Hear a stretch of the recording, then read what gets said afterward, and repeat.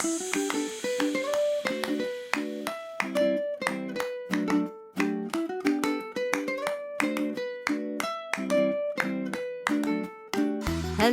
and welcome to Super Great Kids Stories, wise tales from storytellers around the world, which will make you laugh and sometimes cry. Recommended for ages 5 to 105. I'm Kim and I love stories. Hello, Super Great Kids, and how are you? I hope you had a happy week. I'm very happy because we get to meet a new storyteller today. His name is Chris Bostock and he is super great. Our theme at the moment is autumn stories. It feels as if autumn is nearly over where we are in London because the wind has been busy blowing the leaves from the trees. The story today is a how and why tale all about why the evergreen trees keep their leaves all year long. It's a retelling of a traditional tale from the United States. Here's a challenge for you. How many different kinds of trees can you think of? Here's one to get you started. The oak tree. Have a think while we have a quick word with the grown-ups. VoxBlock is a new screen-free audiobook player for kids. Did I just say screen-free? Yes, I did. That's great! Screen-free stories, what a joy. The VoxBlock player doesn't need Wi-Fi or apps, so it's a simple way for children to listen to great stories. With a VoxBlock audiobook player, kids are free to choose when and where they listen to their favourite stories and to discover new ones. Each story comes on a very snazzy-looking block that will look great on your bookshelf. For Super Great Kids fans, VoxBlock has a special welcome offer. Go to the website voxblock.co.uk, that's voxblock.co.uk. Choose any starter pack and enter the code SUPERGREAT at the checkout for 20% off. VoxBlock. Lovely screen-free listening. Well, hello there, grown-ups and Super Great Kids Stories fans. As you probably know, we depend on your generosity and support to keep making this podcast. If you subscribe and join the Owlets Club, you'll get access to all sorts of lovely extras like subscriber-only episodes, early and ad-free episodes, as well as a newsletter from Story Owl, word puzzles, book recommendations, and film footage of our live shows. To support Super Great Kids Stories and join the Owlets Club, just click subscribe in Apple Podcasts or visit patreon.com/supergreatkidsstories.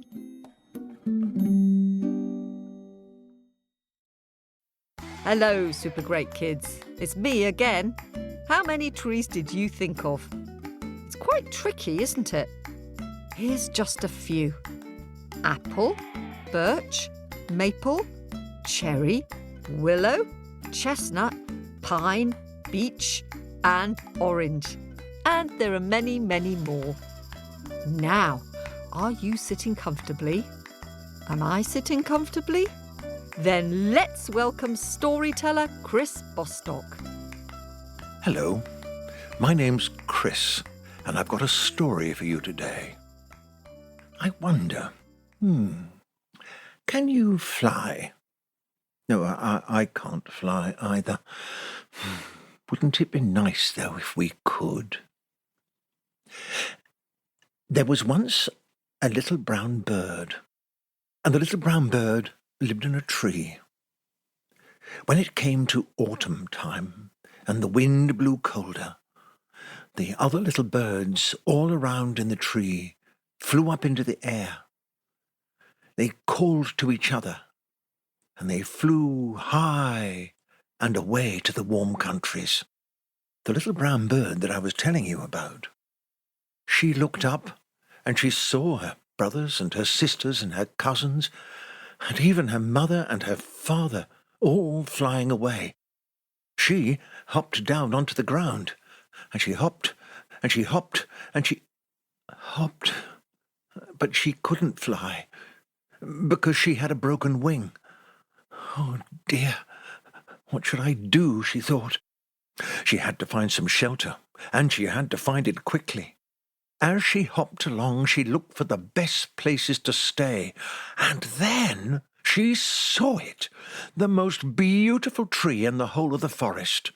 There was the beautiful silver birch tree, with its silver trunk and its delicate branches and its oh so lovely leaves. The little brown bird hopped over to the birch tree and said, "Oh, birch tree, can you please help me? I'm a little brown bird with a broken wing, and I can't fly away to the warm countries. Could you shelter me under your branches? Could I rest underneath your leaves, please?" And the birch tree, who was the most beautiful tree in the forest, looked down at the little bird and said, "No! Oh, goodness me! Oh, you're a little brown bird. Oh, no, you might be dirty. Go away. I don't want you anywhere near my beautiful trunk. Go away now." And the little brown bird hopped away. She had to find some shelter somewhere. And then she saw the next tree. It was the willow tree, whose branches reached up and whose branches hung down and made a beautiful tent. She hopped underneath the willow tree and she said, "Oh, willow tree, sweet willow tree, will you please help me? I'm a little brown bird with a broken wing, and I can't fly away to the warm countries. May I shelter under your branches? May I rest underneath your leaves, please?" And the willow tree hung down and said, "I don't want to talk to anybody today. I'm feeling very sad. Go away. Don't bother me. Go away now." The little brown bird hopped away from the weeping willow tree. Oh, and then she saw the forest, and in the forest she saw the mightiest tree of all. She saw the great oak tree. She hopped over to the oak, the king of the forest. "Oak tree, mighty oak tree, will you please help me? I'm a little brown bird with a broken wing, and I can't fly away to the warm countries. May I shelter under your branches? May I rest underneath your leaves, please?" And the oak tree looked down and said, "No, you're just a little brown bird. You might steal my acorns. Leave me alone. Go away now." Little brown bird hopped away. She felt very sad and she felt very lonely. But as she hopped along the path, another voice spoke to her and said, little brown bird, here, come to me. You can rest in my branches. You can smell my scent. You can shelter here." It was the pine tree. The pine tree had branches that grew low to the ground. "Oh, thank you," said the little brown bird, "but I'm too tired, and I haven't got any strength even to jump onto your branches. I haven't had any food." "That's not a problem. Just across the path is my cousin. Can you see? The juniper tree. She's not very big, and she has berries that you can eat." "Thank you," said the little brown bird. And sure enough, on the juniper tree there were green berries. They were rather hard, but there were purple berries as well, and they were delicious. The little brown bird had a good feed, and she was just about to hop back to the pine tree when the north wind began to blow.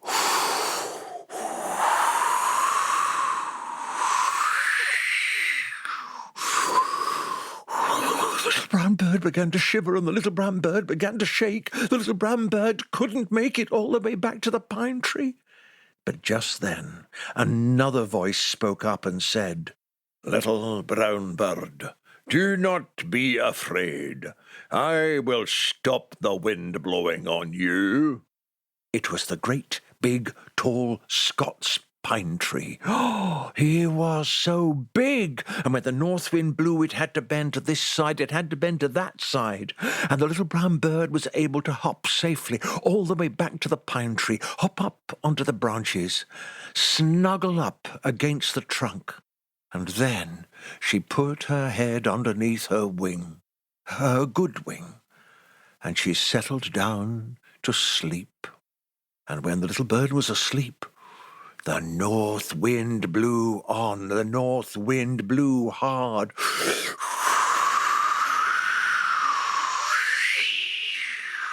Right across the land. The north wind blew until it came to the silver birch tree. Oh, no, don't blow here, North Wind. Go away. Can't you see my beautiful branches, my lovely twigs, and my, oh, so delicate leaves? No, don't blow. I will blow you. I will show you. I will make you see what a cruel tree you can be, for you did not help the little brown bird.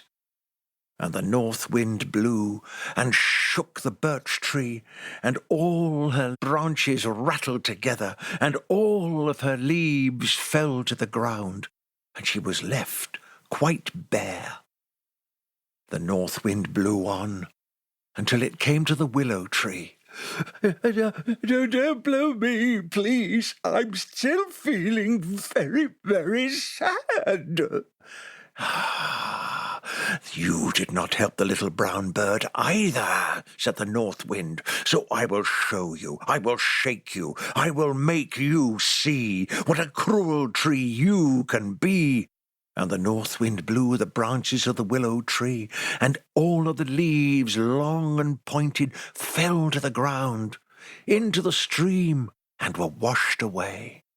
The north wind blew on until it came to the oak tree. Ha, ha, ha! You don't frighten me, north wind. Ah, I will show you too, said the north wind. You did not help the little brown bird. So I will show you, I will shake you, I will make you see what a cruel tree you can be. And all the leaves and all the acorns from the oak tree were shook and taken down to the ground, and the pigs came and ate those acorns up. And the north wind blew on until he had no more strength left. But he didn't hurt the Scots pine tree. He didn't hurt the juniper tree or the pine tree, for those were the trees who helped the little brown bird, and so they kept all their leaves all winter long. And when it was spring, when the skies were clear and the sun was warm again, there were birds singing high in the sky, and the little brown bird heard them, and she hopped down from the pine tree and she looked up, and there she could see her brothers, her sisters, her cousins, her aunts, her mother, her father. They were all back singing their songs. She hopped along the path. She stretched out one wing. She stretched out two wings. And she flapped, and she flapped, and she flew high into the tops of the trees. And there she told them all about the trees who had helped her in the winter time. And do you know, sometimes in the middle of winter, people remember the little brown bird, and they find a pine tree, and they bring it into their houses, and they decorate that tree, and cover it with bright lights and beautiful hanging ornaments, and even sometimes a star. For they are the people who remember the tree which helped the little brown bird.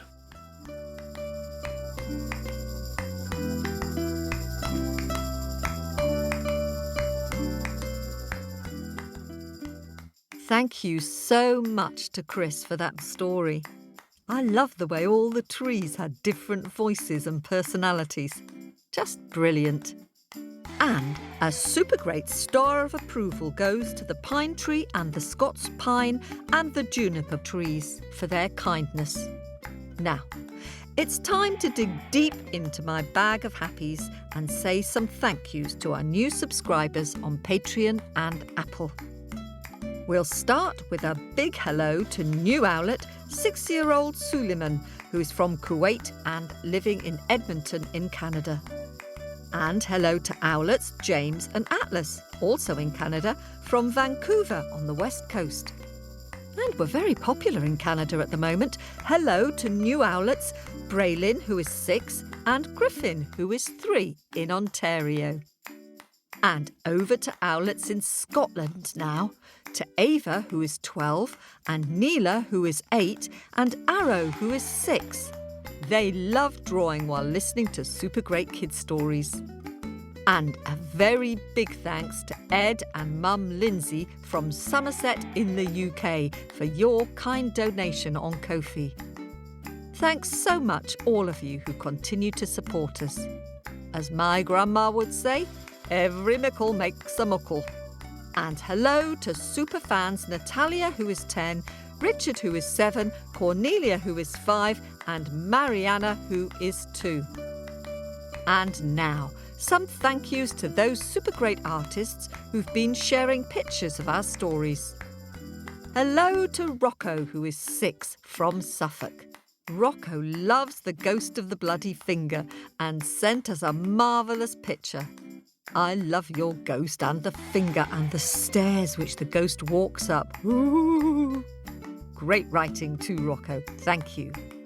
And 5-year-old Ruby has drawn a brightly coloured picture of the Cinderella story from Botswana of Kia and the purple fish.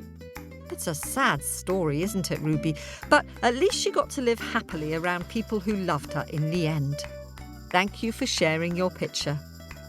And thanks to 5-year-old Imi, who's drawn a detailed picture of the Buddhist story, Pip and the Moon Rabbit.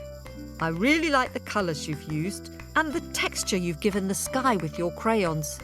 I also like the feeling of nighttime with the moon shining over Pip and her friend the Moon Rabbit. It's a lovely story about friendship, isn't it? Thanks for sharing your picture.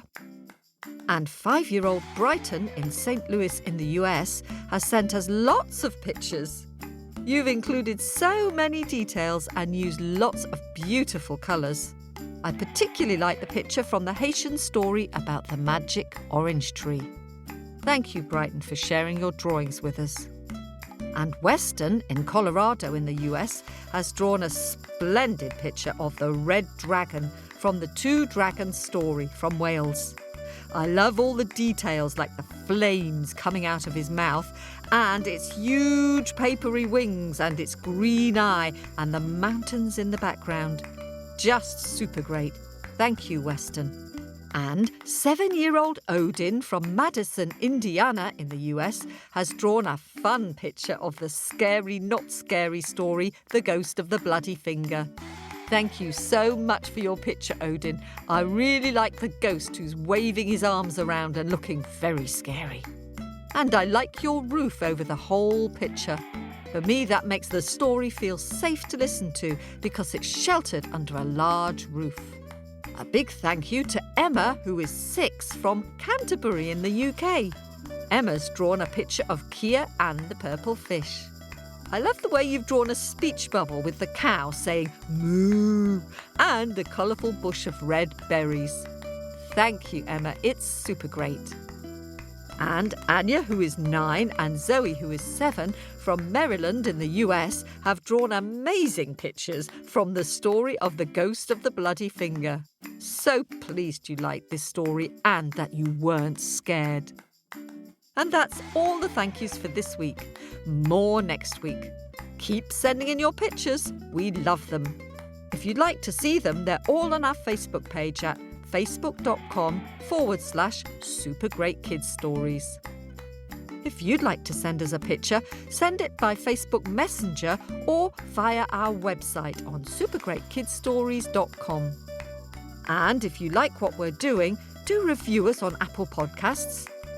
Thanks to High Undercover in Australia and to APG Mom in the US for your lovely reviews. That's it for this week. Keep telling your stories and singing your songs.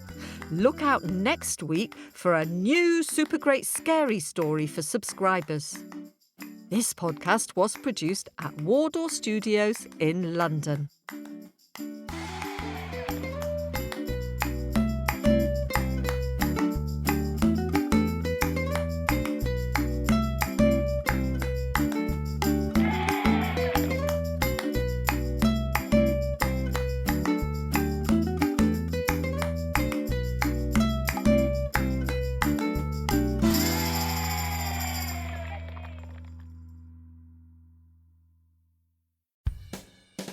Climb on board and take a ride on the London Underground in Kate Wilkinson's book Edie and the Box of Flits. Edie finds an abandoned box while travelling on the tube train in London. And when she picks it up, she feels something fluttering inside. Meet the Flits. Discover how Edie gets tangled up in an adventure involving spooky ghost stations and a whole underground world just out of sight. And in the second book, which is just out, Edie and the Flits in Paris, join Edie as she explores the Paris metro and meets some French Flits who desperately need her help. The books are funny, exciting and insightful. I really like them. That's the Edie books by Kate Wilkinson, suitable for ages 7 to 11.